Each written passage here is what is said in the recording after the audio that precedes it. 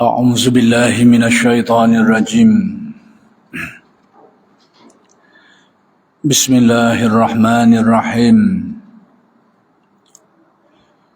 الحمد لله رب العالمين وبه نستعين اللهم صل على سيدنا محمد النبي الأمي وعلى آله وصحبه وسلم رب اشرح لي صدري ويسر لي أمري واحلل عقدة من لساني يفقه قولي ولا حول ولا قوة إلا بالله العلي العظيم إلهي أنت مقصودي ورضاك مطلوبي أعطني محبتك ومعرفتك السلام عليكم ورحمة الله وبركاته الحمد لله والشكر لله والصلاة والسلام على رسول الله أما بعد. Pertama sekali kita bersyukur kehadrat Allah Subhanahu wa taala yang telah mengurniakan kepada kita nikmat-nikmatnya yang sangat banyak, sama ada nikmat yang zahir maupun nikmat yang batin.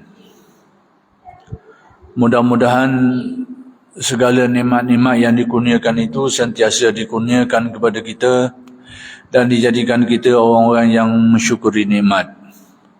Mudah-mudahan dengan berkat syukur Allah Subhanahu wa taala menambahkan lagi kepada kita nikmat-nikmat yang lain.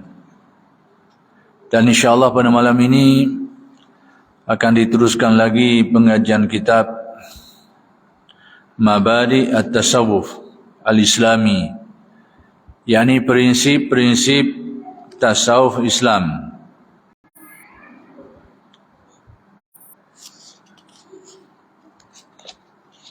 Sebelum ini sudah dijelaskan bahawa tasawuf itu ada 3 matlamat besar dia, iaitu secara kesimpulannya pertama sekali untuk mengenal Allah, mengenal pencipta dan pentadbir seluruh alam. Itulah yang paling penting sekali. Dan itulah yang menjadi tujuan besar manusia dan juga jin diciptakan oleh Allah Subhanahu wa taala, mengenal Allah.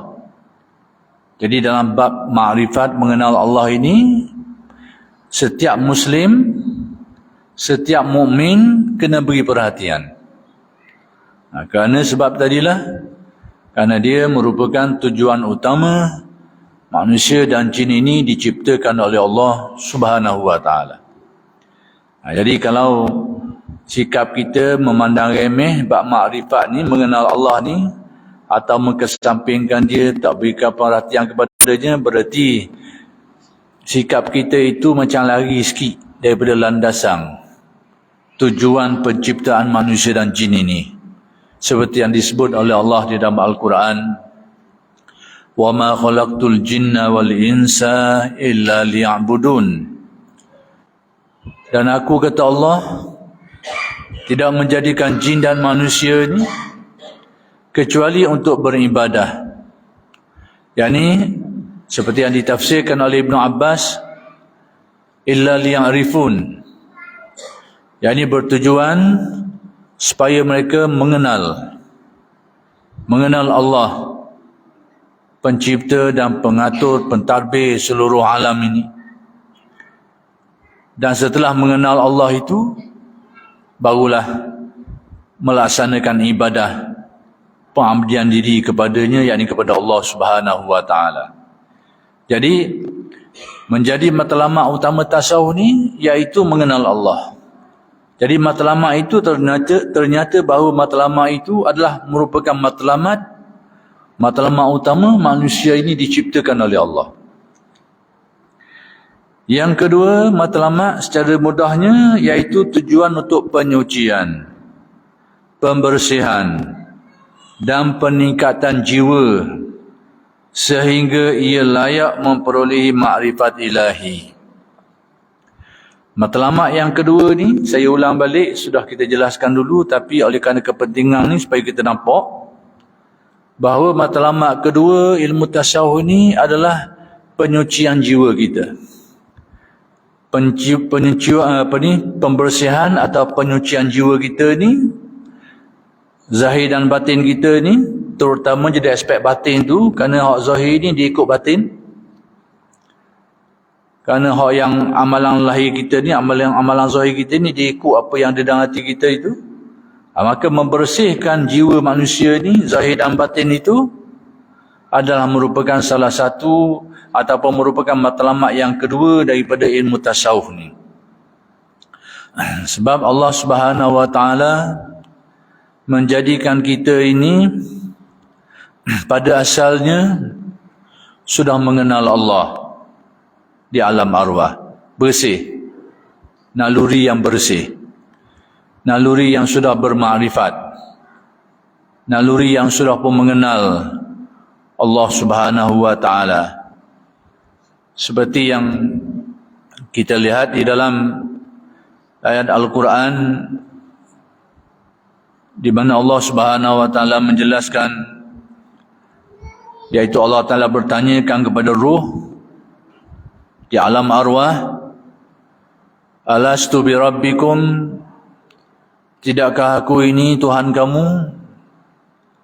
Lalu ruh menjawab, bala syahidna, bahkan kami menyaksikan hakikat kebenaran ketuhananmu, yakni ketuhanan Allah Subhanahu wa taala. Jadi ruh manusia ni asalnya sudah bermakrifat, sudah mengenal Allah dan bersih, murni. Tetapi bila manusia ini diciptakan di dunia ini, maka banyaklah gangguan-gangguannya, sehingga roh dan jiwa manusia ini jadi rosak. Rosak dengan perkara-perkara keduniaan, rosak dengan pengaruh-pengaruh nafsu yang ada di dalam hatinya itu, rosak dengan pedayang-pedayang setan yang diciptakan oleh Allah untuk menjadi, yang Allah Ta'ala ciptakan makhluk ini untuk menjadi dugaan kepada manusia ini dan sebagainya lah. Maka dengan faktor-faktor ini, faktor nafsu, faktor setan dan faktor keduniaan ini, sehingga menjadikan kalbu manusia ini jadi rosak. Hak asalnya sudah mengenal Allah, sudah memiliki kebaikan dan kemurnian, akhir sekali jadi punah rana, jadi kufur kepada Allah, ingkar kepada Allah. Dan yang beriman pula tu jiwanya rosak, penuh dengan sifat-sifat buruk, penuh dengan akhlak-akhlak yang buruk. Lalu jiwa yang rosak ini membuahkan perangai-perangai dan tindakan-tindakan yang buruk, perilaku yang buruk, kelakuan yang buruk, amalan yang buruk. Jadi semua ini adalah kerosakan-kerosakan yang dihadapi oleh manusia. Jadi Allah Ta'ala menghendaki manusia ini berusaha untuk balik kepada asal. Kita diperintahkan oleh Allah supaya kembali kepada asalnya, yang diperintahkan oleh Allah di dalam banyak ayat Al-Quran. Antaranya, wa anibu ila rabbikum wa aslimu lah. Kembalilah kepada Tuhanmu dan berserah dirilah sebulat-bulatnya kepadanya. Dan banyak lagi lah ayat-ayat yang menyuruh kita ni supaya kembali kepadanya. Dan sekiranya kita tidak kembali kepada Allah, kembali untuk mengenalnya, untuk mengabdikan diri kepadanya, sekiranya kita tidak menempuh perjalanan ini, perjalanan nak baiki balik diri kita hak rosak ni, hak macam-macam lagi ni, supaya balik kepada naluri asal tu, yang bermakrifat, yang beriman kepada Allah, yang memiliki akhlak dan sifat yang baik, dan melakukan tindakan perbuatan-perbuatan yang baik ni, kalau kita tak usaha ke arah tu, maka nak tak nak kita akan dibalikkan, akan dikembalikan kepadanya secara terpaksa. Tetap akan dikembalikan kepadanya, tapi dalam keadaan yang menduka citakan. Inna lillahi wa inna ilaihi raji'un. Sesungguhnya kita ini, semua manusia, bahkan seluruh makhluk ini milik Allah. dan hanya kepadanya kita dikembalikan. Makhluk-makhluk lain dia habis gitu je. Tapi dua makhluk ni yang diberikan akal, diberikan nafsu, diberikan kemahuan itu dan ini yang bermacam-macam lagi tu, iaitu dua makhluk, manusia dan jin ini, yang ini akan dikembalikan kepada Allah dan akan dipertanggungjawabkan terhadap apa-apa yang diperintahkan. Jadi tujuan yang kedua, matlamat yang kedua ilmu tasawuf ni bukan matlamat yang ringan, bukan matlamat yang kecil, iaitu matlamat iaitu untuk menyucikan kembali jiwa manusia yang sudah tercemur, yang sudah terganggu, yang sudah rosak ni, supaya balik kepada asal balik, supaya balik kepada naluri asli dia sebagaimana yang diperintahkan oleh Allah Subhanahu wa taala. Dan yang ketiga, secara ringkasnya, iaitu membina masyarakat yang sejahtera. Yang ini membina kehidupan manusia lah, masyarakat ni. Bila dua tujuan besar tadi tu, mengenal Allah, kemudian menyucikan kalbu kita ni, dan setelah itu barulah membina kehidupan. Sebagai manusia ni, sebagai salah seorang di antara makhluk-makhluk hidup yang diciptakan oleh Allah di muka bumi ini, maka dia perlu membina kehidupannya. Maka nak membina kehidupan yang baik tadi itu juga sebahagian daripada matlamat tasawuf. Jadi sesiapa yang beranggapan tasawuf ni adalah ilmu mengajak orang supaya meninggalkan keduniaan, lari jauh-jauh daripada orang ramai, meninggalkan kehidupan, itu adalah pandangan dan persepsi yang tidak jelas, yang keliru, yang kabur.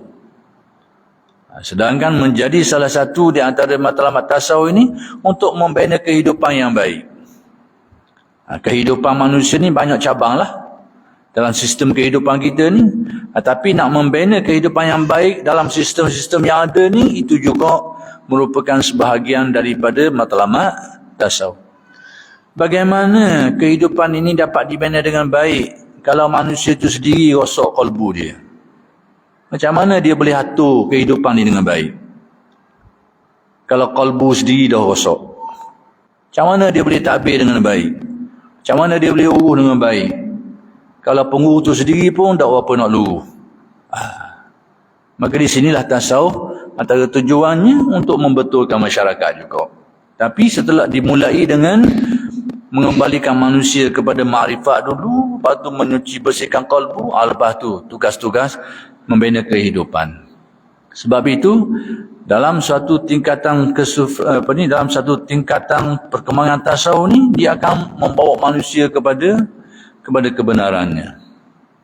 Kita akan tengok ayat Al-Quran, ahli-ahli tasawuf ni ataupun orang yang mempelajari dan menghayati tasawuf ni, sampai satu tahap dia akan berkecenderungan untuk berkhidmat kepada orang ramai. Dia akan berkecenderungan untuk melakukan kebaikan-kebaikan kepada orang ramai. Itu perjalanan dia. Dia akan pergi ke situ ke mana-mana pun. Cuma kalau kita baca kisah di antara mereka itu, ada yang duduk dalam hutang, ada yang duduk menyendiri. Itu keadaan-keadaan yang sesuai dengan keadaan dia. Tetapi jangan kita beranggapan bahawa mereka ini melupakan kehidupan. Jangan. Kerana ada keadaan-keadaan dan batasan-batasan tertentu menjadikan mereka hidup gaya macam tu. Seperti Uwais Al-Qarni. Sekalipun dia hidup macam menyendiri, tapi itu keadaan yang sesuai untuk dia. Dia bukan seorang penguasa, dia bukan seorang kaya, dia bukan seorang ketua. Jadi tugasan-tugasan tu memang dia tak dapat buat lah. Dan dia kebetulan pula ditakdirkan Allah sebagai seorang yang miskin. Lepas tu orang pun tak heran ke dia. Kalau dia kata apa, kalau dia khabar benda ke orang pun dah ikut dia. Jadi dia hidup gaya dia lah. Sebab qadar dia macam tu. Tapi jangan beranggapan dia meninggalkan kehidupan orang ramai. Dalilnya macam mana? Buktinya saya nak beritahu, kerana ada tanggapan orang tasawuf ni nak bawa kita kepada kubur je. Bawa kubur. Ataupun tasawuf ni nak bawa kita ni kepada lari daripada orang ramai. Ini persepsi yang keliru. Sebab tu diberitahu tiga ni tujuan besar ni. Yang ketiga tu untuk membina kehidupan. Tapi bagaimana kehidupan tu dapat kita bina dengan baik kalau kita sendiri rosak? Kalau kita sendiri yang rosak, macam mana kita nak bina? Macam mana tukang rumah nak buat rumah kalau dia sakit dari nak bangun? Macam mana dia boleh buat? Dia tak boleh nak buat rumah. Jadi saya nak beritahu kerana ada anggapan macam tadi tu. Maka saya nak beri contoh Uwais ni. Kalau kita baca sejarah dia, memang dia ni orang yang duduk menyendiri daripada orang. Sebab apa? Memang itu Allah Ta'ala letak kedudukan hidup dia macam tu. Dia tak ada apa-apa jawatan, dia tak ada apa-apa jadi raja ke, jadi penguasa, bukan. Jadi sedagar ke, orang kaya berusaha, tak ada. Jadi ketua kampung, bukan ketua kampung, ketua kabilah pun tak. Dalam kabilah dia sendiri pun orang tak layang dia. Jadi itu gaya hidup dia sendiri tak. Tapi jangan kita fikir, jangan kita beranggapan bahawa dia ni pilih hidup gitu tu nak lari dari orang ramai, salah. Sebab tu bila kita baca sejarah dia, saya nak ulah keadaan ni supaya kita faham kat mana maksud yang nak beritahu ni. Matlamat ketiga ni untuk membina kehidupan. Kena tengok. Jadi bila kita baca kisah dia tu, kadang-kadang kita akan timbul tomoh sikit lah. Ni gaya ahli tasawuf ni, main duduk seorang jauh daripada orang ni. Tapi kita faham latar belakang cerita dia. Kisah dia macam mana. Memanglah Nabi pernah menasihatkan. Nabi pernah berpesan kepada Sayyidina Ali dan Sayyidina Umar supaya cari orang ni. Cari dia. Dia hidup zaman Nabi, tapi tak pernah jumpa dengan Nabi. Tapi Nabi pesan kepada sahabat ni supaya cari orang ni dan minta dia tolong doakan. Bukan saja Nabi suruh cari, Nabi kabut tanda-tanda, bukan tanda-tanda kasar, tanda-tanda kecil. Duduk bawah tiak je benda, rupa duduk warna, keadaan rupa. Nabi beritahu detail. Sehingga tanda hak duduk bawah tiak pun Nabi kabur ni. Hak duduk bawah tiak dia ada tanda tu. Sebab begitu Nabi kabur tanda. Sehingga dicari. Sahabat ni, dua orang ni, Abu Bakar, Sayyidina Ali dan Sayyidina Umar ni cari bertahun-tahun, sehingga 10 tahun baru jumpa. 10 tahun. Dan pertemuan yang sangat tidak dijangka sebab ketua kafilah ni, kumpulan dagang ni, kira syarikat berniaga, syarikat bisnes. Bawa dia ni pun tidak menghiraukan dia tu. Sehingga apabila Sayyidina Umar dua orang sahabat ni, Sayyidina Ali ni tanya, ada orang tak di kalangan kamu orang yang sifatnya begini-begini? Dia akui ada, tapi orang tu sendiri beranggapan ini mungkin silap orang, dia kata. Orang yang ditanya tu memang ada, tapi tengok pada orang yang tanya ni, iaitu Sayyidina Umar ni sebagai khalifah, Sayyidina Ali sebagai sahabat, sebagai sahabat besar Nabi, menantu Nabi lagi, sepupu Nabi lagi. Jadi dia rasa tak munasabah orang-orang yang seperti ni cari orang yang dimaksudkan tu. Mungkin dia anggap mungkin salah orang. Tapi ternyata tidak tersalah. Memang betul dah orang dia.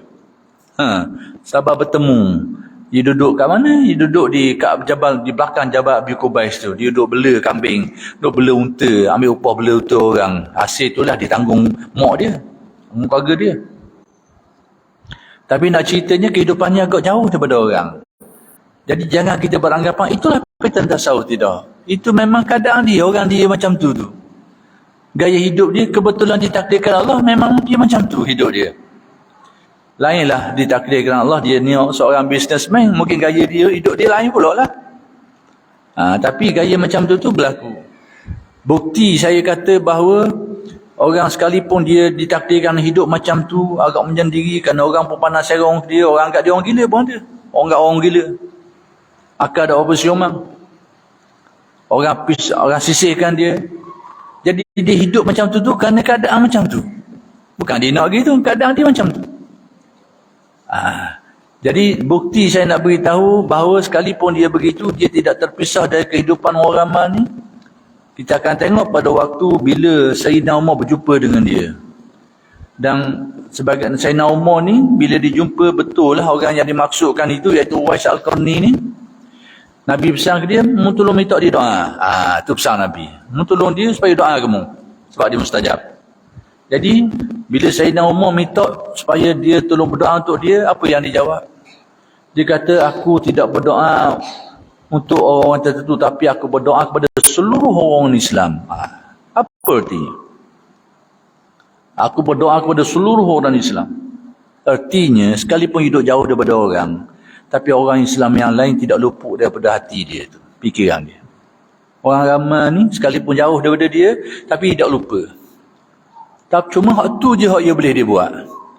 Nak buat lebih-lebih, di luar kemampuan fizikal dia. Nak pergi buat sumbangan tu, nombor tu, dia bukan orang kaya. Nak beri tolong orang ni, dia bukan orang berkuasa. Kodok dia macam tu je. Tapi dia tak pernah putus dengan masyarakat orang Islam. Dalilnya tadi lah. Aku tak pernah mengkhususkan doa aku kepada seseorang. Tapi doa aku kepada seluruh orang Islam.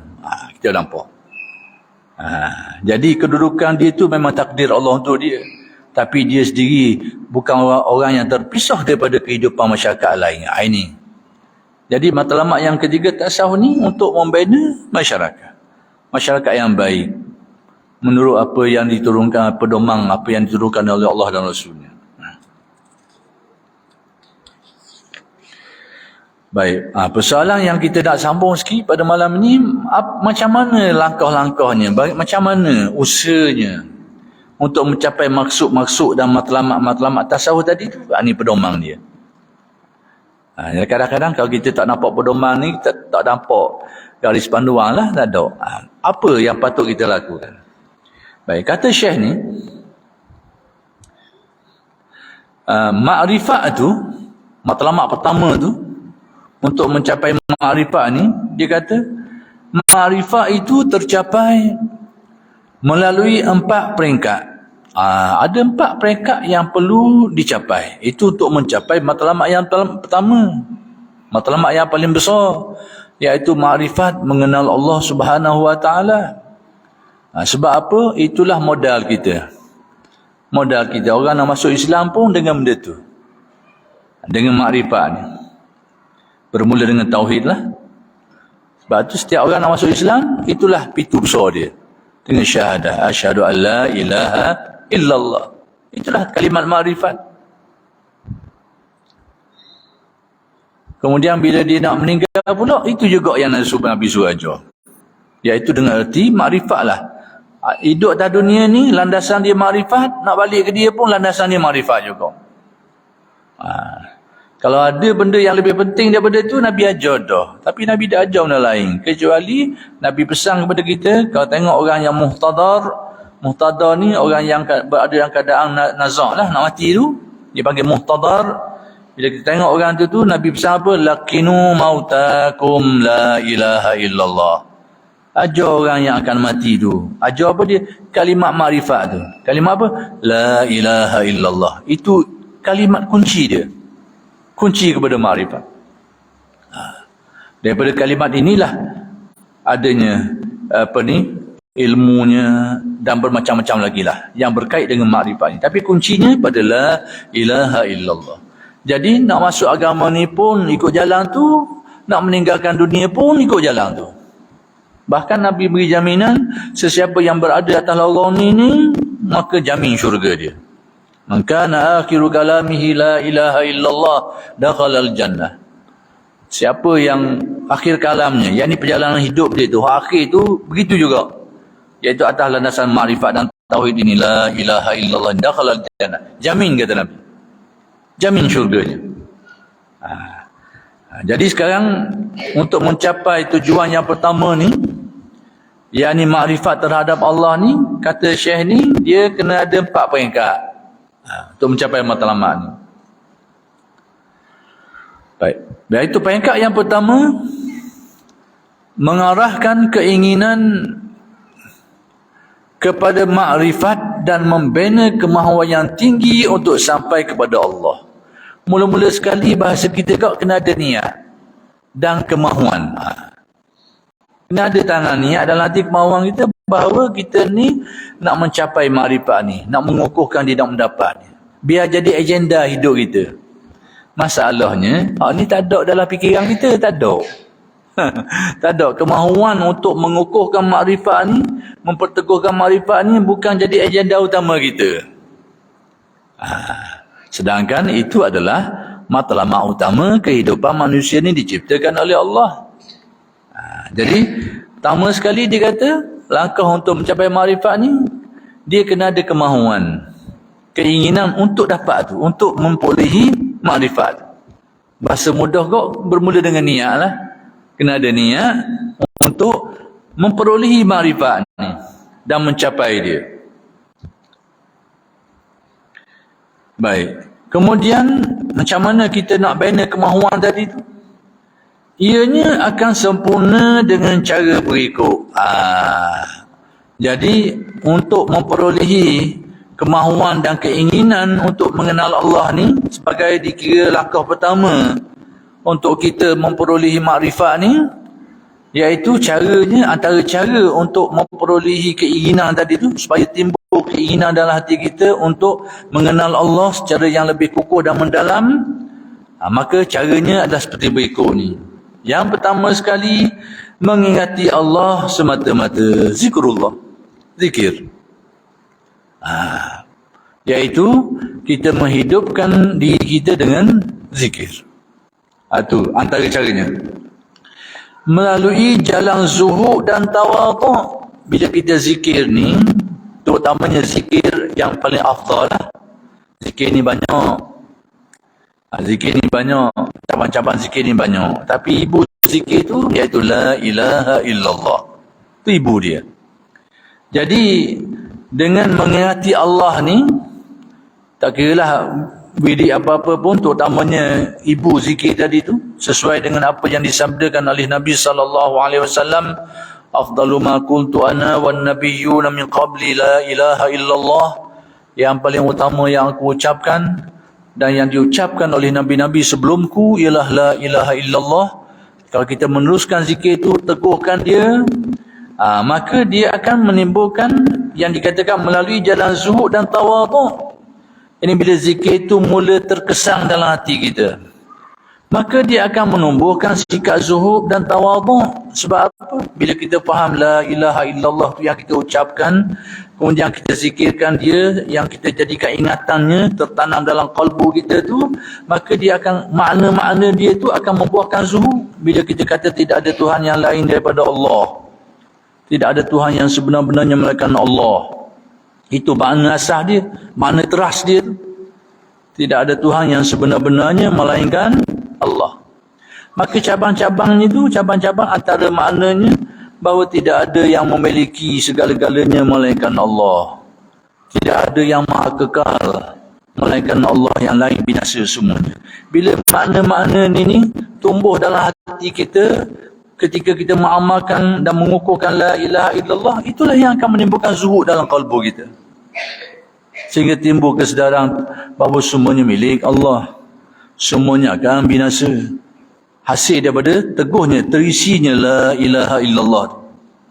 Itu maksud. Kemudian menumbuhkan tawaduk. Zikir ini juga bila dia berbuah dalam hati, dia akan menimbulkan tawaduk.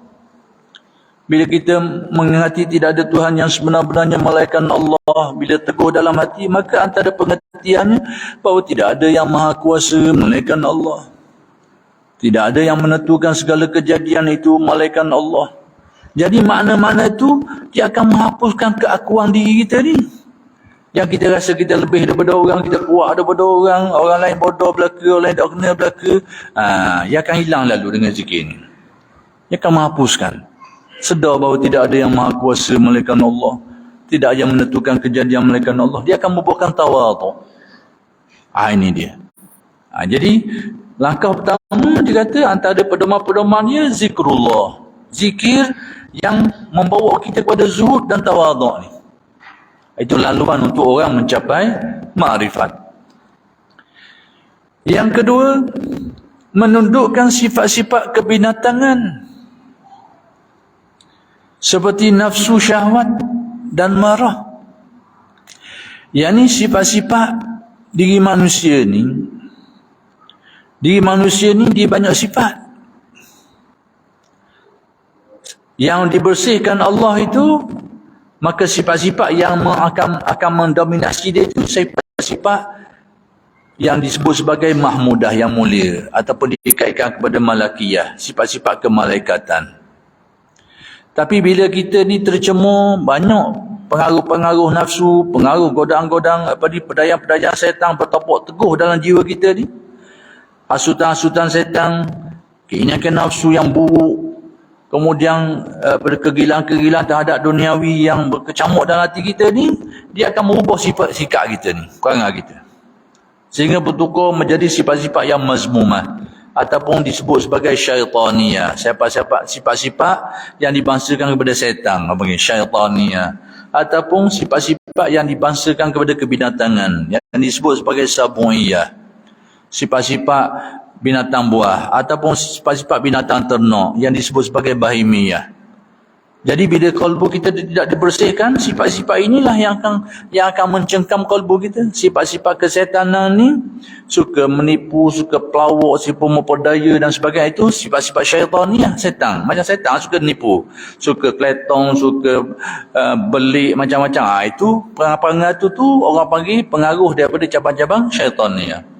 Ataupun sifat-sifat sabuiyah, binatang-binatang buah ni, jenis dia nak jadi kepala lah, nak jadi hero lah, nak mapuk orang lah, nak kejong orang lah. Ni sifat-sifat mari sabuiyah, nyakit ni mari. Ataupun sifat bahimiyah, iaitu kehidupan dia dimiliki untuk memenuhi kemahuan, makan, tidur, bangun, bini, macam-macam tu. Dia suka atas situ pula. Jadi bila banyak dah lalu sifat ni, dia akan menjadikan kalbu kita banyak sifat buruk. Jadi untuk supaya kita memperoleh makrifat, sifat-sifat buruk ni dia akan jadi hijab. Dia akan tutup kalbu kita daripada merasai kebenaran Allah. Jadi sifat-sifat tu perlu dihaki, perlu dikikih, perlu dibuang. Maka membuang sifat-sifat tadi tu dengan cara yang bermacam-macam, caranya nanti akan sampai bab dia. Tapi kena ada usaha nak buang sifat-sifat tu. Kalau kita tahu, kita sedar aku ni sifat ni bahi sungguh duk balah dengan orang, musuh dengan orang. Buat guana tu. Itu cabang daripada sifat-sifat sabuiyah, binatang buah panggil. Suka itu perangai-perangai gitu tu. Jadi kita sedar nak buat guana. Nak buat guana tu nanti akan diberitahu cara. Tapi yang penting kita kena tahu benda ni dan kena cari jalan macam mana nak kikis sifat-sifat tu. Nak kikis. Sebab apa? Sifat-sifat ni kalau tak kikih, dia menghijab kalbu kita daripada memperoleh kemanisan keyakinan kita kepada Allah. Dia akan menghijab kalbu kita daripada mencapai kelazatan ataupun keasyikan dalam ibadah kita, kalau ada sifat-sifat. Jadi untuk mencapai makrifat ni, sifat ni kena kikih, kena buang. Itu salah satu pedoman yang diberitahu. Baik. Hakikat ini akan tercapai dengan jalan memperbanyakkan puasa. Banyak cara dia. Cara nak mengikis sifat-sifat yang buruk ni.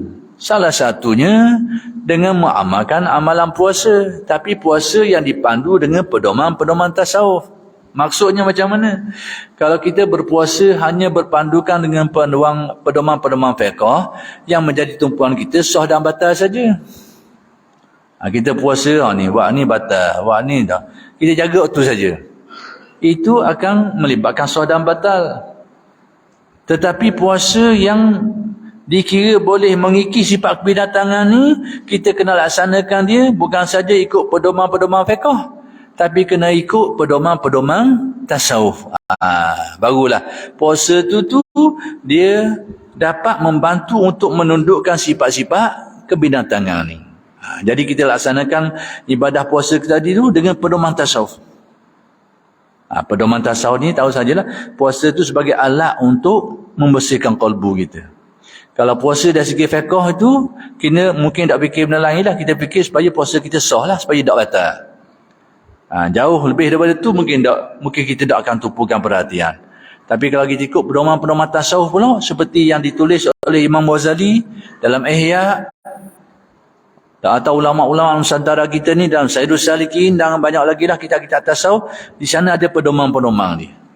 Pedoman macam mana puasa kita ni bukan saja untuk kita tengok supaya sah tidak batal, tetapi dia juga dapat mengikis sifat-sifat kebinatangan. Ada pedoman dia. Dalam kitab-kitab disebut. Nanti bila sampai babnya itu kita akan huraikan macam mana ibadah-ibadah ini menjadi alat untuk tazkiyah, alat untuk menyucikan batin. Contohnya, contoh mudah, kita ambil contoh. Kalau kita puasa biasa ni, nak tahu sah batal ni, mungkin kita jaga hak yang membatalkan dia sajalah. Jadi hak-hak lain mungkin kita tak kisah sangat lah. Kadang-kadang tengah lapar tu kita rasa kau nak marah kadang, kau nak marah. Jadi kelaparan. Kelaparan. Bila kita lapar tu, kalau tak ada pedoman tasawuf, lapar kita tu boleh jadi alat untuk menjadikan kita ni kau marah jadi. Tapi kalau kita faham ikut pedoman tasawuf, lapar kita itu akan menjadikan kita lebih ubudiyah, lebih sedar diri. Itu pedoman tasawuf tadi. Bila kita tahu pedoman tasawuf, bila kita lapar orang ni, Allah akan sedar. Dia akan bawa kita ubudiyah. Tapi kalau kita ambil pedoman tasawuf, lapar tu jadi nak marah dia. Nak marah orang. Itu contohlah, contoh mudah. Jadi yang kedua ni iaitu dengan cara menundukkan sifat-sifat kebinatangan tu, salah satunya dengan cara mengamalkan amalan puasa contohnya. Tapi puasa yang disebutkan tadi tu sudah tentu puasa yang berpadukan dengan pedoman-pedoman tasawuf, bukan saja pedoman-pedoman fiqh. Baik, dengan memperbanyakkan puasa, mengekang nafsu syahwat, mengekang ni cuba menghalang kemahuan-kemahuan buruk dia tu. Mula-mula kita halang dulu kemahuan buruk dia hak langgar batasan syarak. Apa-apa kemahuan dia yang menyebabkan kita langgar batasan syarak, tu dulu kena belajar tahan, halang tu. Jangan sampai kita terbuat apa yang dilarang oleh syarak atas kemahuan diri kita. Lepas tu ditingkatkan lagi kepada tingkatan-tingkatan yang lebih baik. Semua ni ada kaedah-kaedah dia disebut dalam kitab-kitab tasawuf, pedoman-pedoman dia.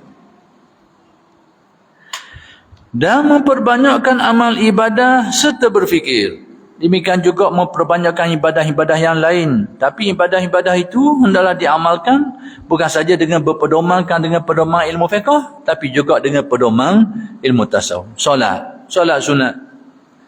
Kalau kita semayang hanya berpedomankan dengan pedoman fiqh, kita hanya mikir nak rokok supaya betul darjah, 50 darjah lah.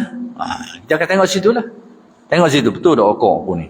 Tak mula tengok orang pula, orang lain betul tak. Mana orang ni pada turun bawah supaya lebih kan ni. Jadi kalau ikut pedoman fiqh, dia akan pergi gitu. Kita nak betul bahagian tu saja. Tengok sujud, tengok belipak dah kaki. Kita orang tu tengok depan aku ni betul tak belipak kaki belakang dia tu. Dia jadi gitu. Tengok tak apa.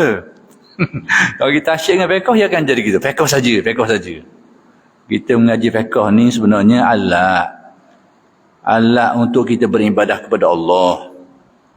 Bila sampai masa ibadahlah, jangan cara benda lain lah. Kalau nak betul orang pun, betul masa kita mengajar. Kita mengajar betul lah. Ni tak boleh, ni tak boleh. Tapi janganlah terus-terus semayang untuk itar orang juga. Muak dah betul.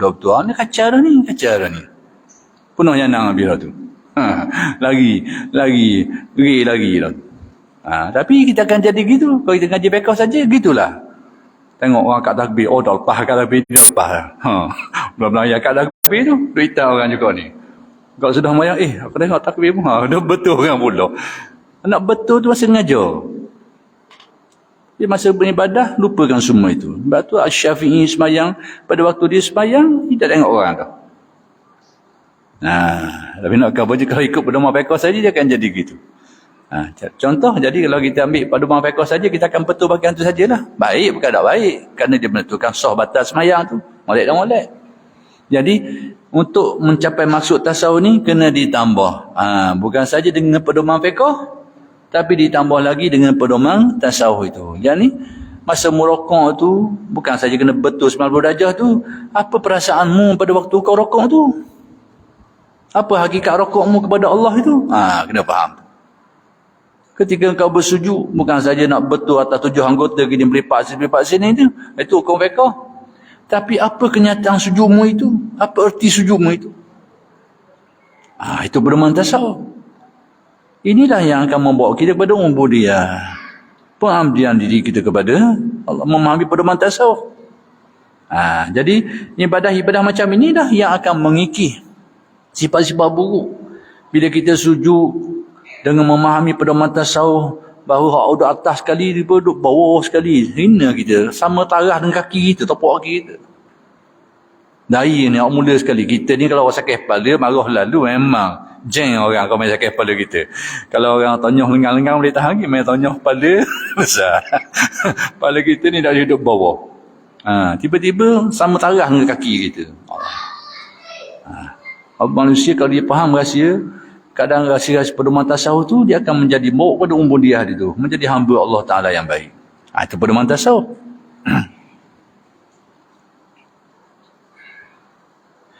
Kemudian serta berfikir, bertafakur, berfikir banyak menggunakan renungan tafakur ni ataupun muraqabah, muhasabah ni, istilah tasawuf bermacam-macam tu, tak kira lah.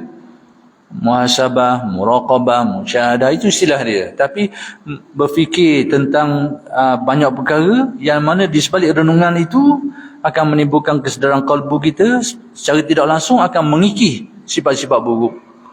Contohnya apa benda? Antaranya Nabi suruh kita ni banyak berfikir tentang kematian, contoh. Ini nak buat contoh macam mana berfikir ni boleh membuang sifat-sifat kebinatangan ni. Salah satu caranya berfikir, ataupun disebut sebagai tafakur, ataupun muraqabah, ataupun istilah-istilah lain lagi lah. Muhasabah pun termasuklah. Bila Nabi sebut aksiru min zikri hazimil lazat, banyakkan mengingati so ingatlah, ingat fikirlah, fikir. Hazimil lazat, sesuatu yang boleh meluluhkan pengaruh nafsu, pengaruh penguasaan nafsu kita ni, dia akan menghancurkan benda tu. Sebab punca sifat mazmumah kita ni kerana pengaruh nafsu yang kuat atas kalbu kita ni. Pengaruh dorongan-dorongan nafsu buruk kita mencengkang kuat kalbu kita ni, itulah yang akan menimbulkan banyak sifat-sifat mazmumah tadi tu. Maka salah satu caranya yang Nabi ajar, saya nak jelaskan berfikir ni, Nabi kata aksiru min zikri, banyak kau ingat. Ingat apa? Min zikri hazimil lazat. Hazimil lazat ni, hazim ni yang menghadamkan, yang menghancurkan, yang meluluhkan. Al-lazat ni keberahian, pengaruh nafsu yang kuat. Jadi apa yang dimaksudkan dengan hazimil lazat ini, kata orang-orang yang menjelaskan hadis ni, iaitu kematian. Jadi bila kita mengingati kematian atau kita pergi ziarah kubur, tengok kubur, ingat kepada kematian, itu adalah salah satu cara untuk meluluhkan kita, meluluhkan sifat-sifat buruk mazmumah kebinatangan kita ni. Sebab manusia ni kalau dia ingat kemati, gagah mana, sombong mana pun, memang dia Allah. Sebab ingat kemati ni, sebab dia akan tahu, setiap orang akan tahu bahawa siapa pun dia akan menghadapi kematian. Jadi mengingati, berfikir tu juga, bila kita ingat aku akan mati lagi, mana aku gini, tengok depan mata orang mati dah ni, atas kubur, tengok depan mata ni, ada dah ni depan mata ni. Kawan kita lah, sahabat kita lah, masuk dah dalam ni, mana ni. Kita pun sini kok gini, mikir lama sikit, Allah. Jadi pengaruh-pengaruh keinginan yang kuat, kesombongan kita, takabur kita, ujub kita, macam-macam lagi itu, dia akan relah. Itu maksud berfikir. Jadi berfikir ini salah satu cara. Salah satu cara untuk menghapuskan sifat-sifat kebinatangan tu. Yang mana terhapusnya sifat kebinatangan tu dia adalah sebagai menghapuskan sifat kebinatangan tu. Sebab sifat kebinatangan tu menjadi hijab yang menghalang kalbu kita daripada menghalusi makrifat terhadap Allah. Itu dia. Jadi diberitahu sebahagian daripada cara-caranya secara umum dulu. Yang ketiga, tapi kita nak pergi jauh kubur mana, tengok kubur takut. Bukan takut kepada takut yang dikenal kita, takut hatu. Takut hatu atas kubur tu. Hatu berat kita.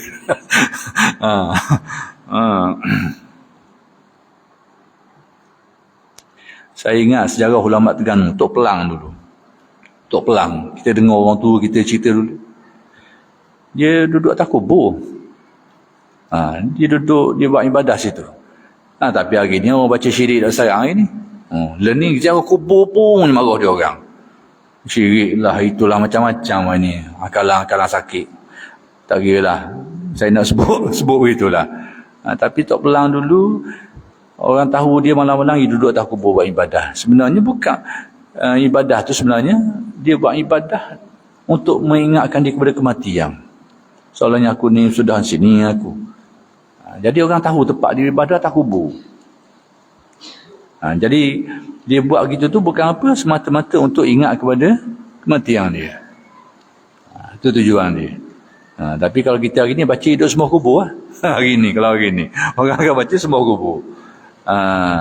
Kau anda lah nak kata apa-apa pun. Tapi nak beritahu bahawa ini salah satu contoh lah, dan itu saya antara contoh-contoh yang saya nak beritahu tentang orang ulama-ulama Terengganu dulu. Mereka menghayati cara macam ni lah.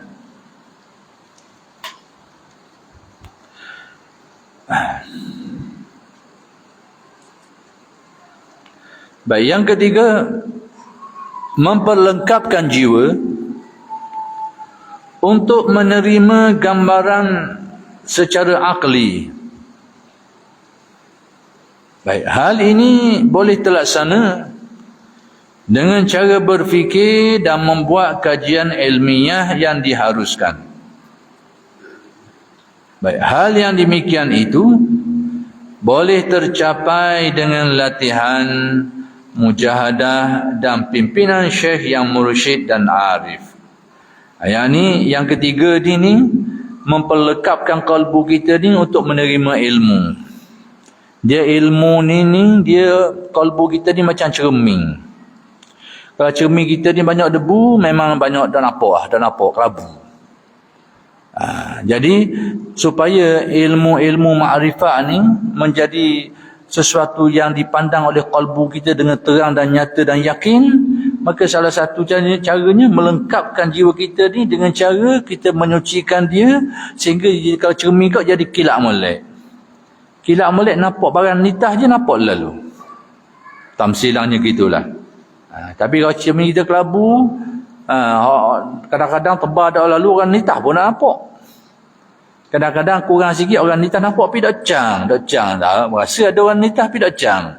Demikianlah tamsilan kalbu manusia. Jadi yang ketiga ni, sebagai salah satu usaha untuk mencapai makrifat ni, kena mempersediakan jiwa kita. Dah nak sedia ke mana? Iaitu menyucikan dia, dan kalau ikut pedoman ulama tasawuf, caranya adalah menghidupkan dia dengan zikir. Dengan menghidupkan dia dengan zikir, kemudian membuang sifat-sifat buruk dia hak yang dia lalu nombor 1, nombor 2 tadi tu, sampai ke tahap kalbunya itu dianggap bersedia untuk menerima kefahaman-kefahaman yang agak mendalam tentang makrifat Allah. Maka di sinilah perlu pada bimbingan supaya dia dapat memahami perkara dengan baik. Supaya tidak tersalah faham, supaya tidak ada kefahaman yang salah, yang keliru dan macam-macam lagi lah. Jadi dengan ada bimbingan guru ni, dia akan memahamkan kita, dia akan mengajarkan kita supaya kita tahu, faham tentang mengenal Allah Ta'ala dengan kefahaman yang betul dan sahih. Itu maksud dia. Jadi demikianlah peringkat pertama. Langkah pertama untuk mencapai makrifat ni, yang kalau kita boleh simpulkan, pertama sekali kena ingat kepada Allah, yakni zikrullah. Yang kedua dengan membuang sifat-sifat yang buruk, sifat-sifat kebinatangan dan sebagainya. Yang ketiga itu melengkapkan, yakni menyediakan hati kita ni untuk menerima limpah kurnia Allah, supaya dapat memahami makrifat dengan pedoman guru kita. Itu sebagai langkah awal. Yang kedua, saya ambil sikit lagi. Baik, peringkat yang kedua, dikata ada 4 peringkat. Mungkin malam ni saya ambil sampai kedua je lah. Peringkat yang kedua, berusaha menjauhkan dunia sepenuhnya dari hati dengan bertajarrud, yakni yakin kepada Allah dan kekuasaannya serta berbaik sangka kepadanya. Peringkat yang kedua ni, yakni mengosongkan kalbu kita ni daripada hal-hal keduniaan. Jadi tasawuf ni, inilah ajarannya. Dia bukan ajar kita supaya buang dunia tu, jangan salah faham. Dekat, perkataan dua dekat. Pertama sekali dunia, yang kedua hubbud dunia. Dunia gila dunia dekat-dekat aja. Jadi yang diajarkan dalam tasawuf, dalam usaha nak mencapai makrifat ni, pada peringkat yang kedua ni, iaitu membuang hubbud dunia tu dari dalam kalbu kita. Bukan buang dunia, nak buang ke mana? Nak tahu ke mana? Nak kita tahu dana. Ni tahu ke Mamang, tahu ke Terengganu. Dunia ke dunia juga. Tengok lagi. Nak gali dalam tanah, nak lambung atas langit, nak tahu dalam laut. Dunia ke dunia juga. Jadi sebab itu ajaran tasawuf bukan dengan makna itu buang. Ada orang kita mungkin dia tengah asyik, timbul semangat nak bertasawuf ni, dia salah faham tentang perkara ni. Berlakulah. Setengah tu kadang-kadang dia mari perasaan yang agak kuat untuk untuk menghayati tasawuf lah contohnya. Jadi mungkin dia mengaji ilmu ni, dia kata kena buang dunia. Jadi pada dia buang dunia sungguh, dia teruk belaka, teruk dalam sungai, teruk ni tinggal tak ada benda.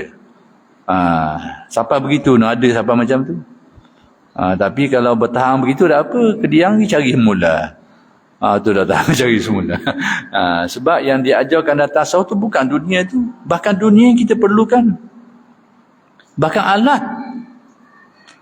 Kita nak semayang pun perlukan dunia. Kita perlukan pakaian dunia juga. Kena beli, bukan saja. Bukan saja boleh ambil kedai, senang pula. Ni nak pakaian kena beli. Nak puasa pun kena dunia. Nak bersahur, nak buka. Makan makanan tu bukan percuma. Kena pergi beli juga.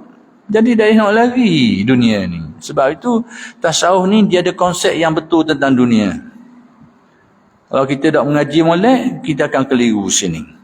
Dan tindakan kita mungkin salah.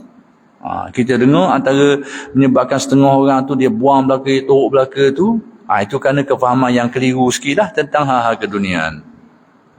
Akhir sekali dia menjadi beban kepada dia, macam dia tak dapat tanggung, menyusahkan dia dan macam-macam lagi lah boleh berlaku. Jadi yang dikatakan di sini berusaha menjauhkan dunia ni, iaitu menjauhkan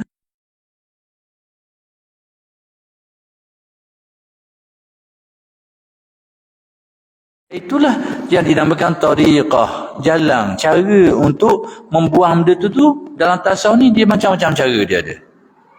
Macam-macam cara. Jadi tujuannya untuk mengikis pengaruh-pengaruh dunia dari dalam qalbu. Bukan nak buang dunia tu, nak buang pengaruh-pengaruh dunia dari dalam qalbu kita. Sebab peringkat yang kedua untuk manusia mencapai makrifat antaranya adalah dengan cara membuang pengaruh-pengaruh dunia itu. Daripada melekat kuat mempengaruhi kalbu kita. Jadi tasawuf ajar kita ni bukan membuang pemilikan, tetapi membuang pengaruh-pengaruhnya terhadap kalbu kita. Itu yang perlu kita kena faham oleh situ tu. Sebab tu kalau kita tengok dalam dunia tasawuf ni, ada ahli tasawuf yang miskin, yang hidup hidup dalam keadaan miskin, hidup dalam keadaan selas pinggang.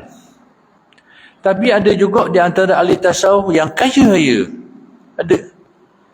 Jadi kalau kita faham bahawa nak menghayati tasawuf ni kena buang dunia, berarti semua orang yang nak menghayati tasawuf ni sudah tentu jadi papa kedana belaka, miskin belaka. Dan itu berlawanan dengan kenyataan. Berlawanan dengan kenyataan. Sebab ada di antara mereka ni yang kaya-kaya. Syekh Abdul Qadir orang kaya.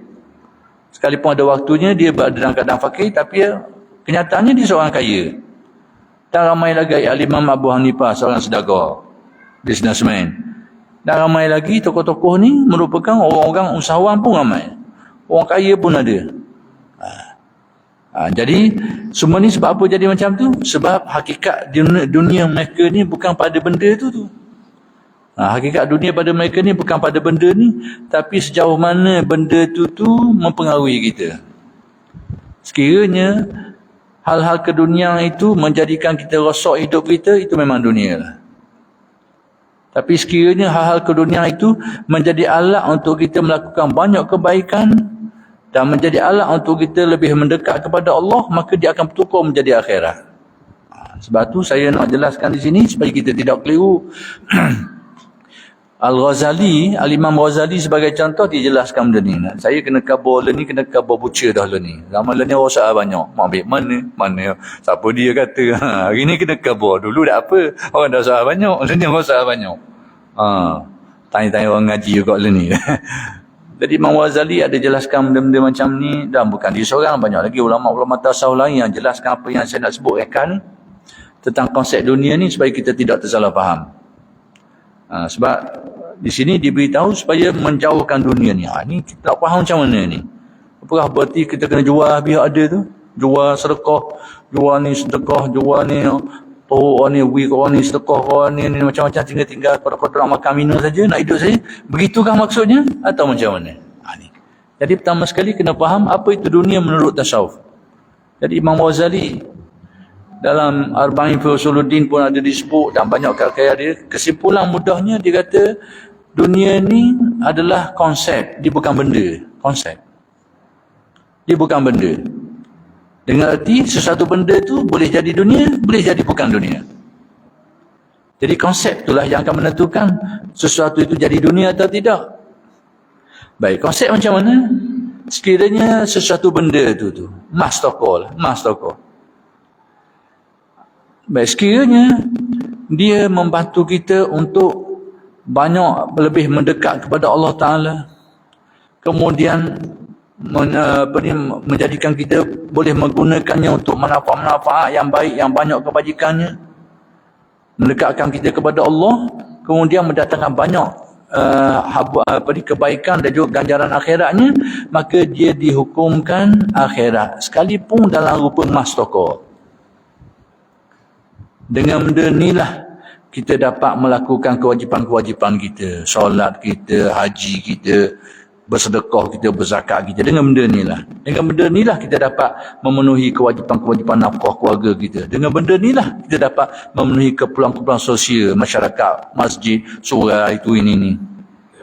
Dengan benda ini jugalah menjadikan kita dapat menumpahkan perhatian sepenuhnya kepada Allah, kerana rezeki kita sudah ada. Sudah benda inilah kita dapat gunakan untuk nafkah kita, yang mana dalam keadaan menjadikan kita ni boleh menumpukan perhatian, boleh ingat kepada Allah, sehingga kita menjadi lebih dekat kepadanya. Pada waktu itu dia sudah dikira sebagai akhirat, sekalipun dalam rupa dunia. Tapi sekiranya sesuatu itu menjadikan kita jauh daripada Allah, tidak dimanfaatkan untuk kebaikan, bahkan tak ada ganjaran akhirat, dengan ada benda ni kau jauh dari sejid. Kau rajin lagi dan boleh ni duduk rumah tak mau jalan dah.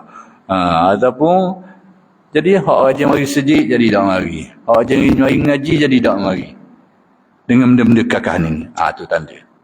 Kemudian sepatutnya dengan benda inilah menjadi akal kau panjang. Akal kau panjang untuk lakukan benda-benda yang bukan-bukan, yang salah dari segi aturan agama. Tuntutan agama mula dibuat. Akalan jadi panjang. Dengan ada kemampuan ini, banyaklah hal-hal buruk tak sana. Maka banyaklah keburukan dan tak adalah manfaat akhirat. Benda ni akan jadi dunia yang betul. Betul-betul dunia semua. Jadi apa saja yang ada prinsip ini, ada sifat ini, sekalipun dalam bentuk akhirat, dia tetap dihukum dunia. Sesuatu benda yang ada makna-makna baik, positif tadi itu, sekalipun dalam rupa dunia, dia akan jadi akhirat. Baik, saya kata macam mana tu dia akan jadi dunia sekalipun rupa akhirat. Contohnya, contoh mudahlah, sedekah yang kita buatlah, ataupun sumbangan yang kita menyumbang buat sejid di Sutir. Memanglah tujuan bina ni untuk masjid lah, baiklah. Tapi sekiranya kita yang menyumbang ini tidak ada tujuan lain dalam hati kita supaya kita dikenali sampai bila-bila, inilah penyumbangnya, berarti semua itu akan jadi sia-sia. Berarti sekalipun perbuatan kita itu asalnya akhirat, dia sudah bertukar menjadi dunia. Itulah dunia atau tidak menurut tasawuf. Jadi menurut tasawuf ni, tengok apa sikap dia tu. Nak tahu, benda tu bukan ukuran. Pertama sekali, apakah dia mendekatkan diri kita kepada Allah ke tidak? Yang kedua, apakah dia mendatangkan banyak kebaikan dunia, mendatangkan banyak kebajikan yang dapat kita buat ke tidak? Apakah dia ni mendatangkan manfaat akhirat ke tidak? Situlah nak ukur dunia atau tidak. Kalau lebih mendekatkan diri kepada Allah, dan dengannya dapat dilakukan banyak kebajikan-kebajikan, kemudian mendapat banyak manfaat akhirat, maka dia akan jadi akhirat. Sekiranya tidak, dia akan jadi dunia.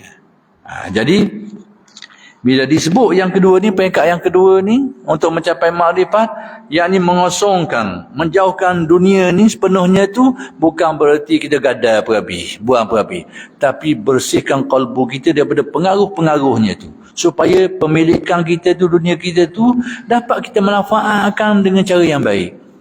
dapat kita gunakan pada jalan yang baik, barulah, maka itulah yang dimaksudkan. Inilah sudut pandang tasawuf berkait dengan perkara ni. Jadi kalau kita tersalah faham kok, kita akan jual barang lah. Jual habis benda-benda. Dan kita pun, memang kita temui banyak orang yang faham macam ni. Sehingga dia kata tasawuf ni, kamu belajar tasawuf pada kat ilmu apa kerana mu lagi. Mengaji tasawuf lagi, orang naik kereta lagi, naik motosikal lagi. Yang faham macam tu. Menakutkan orang dengan tasawuf. Padahal itu persepsi yang salah terhadap tasawuf. Jadi kita berhenti setakat ini dulu, dan insya-Allah akan sambung pada kali-kali yang akan datang. Aqulu qawli hadza wa astaghfirullahal azim li wa lakum. Assalamualaikum warahmatullahi wabarakatuh.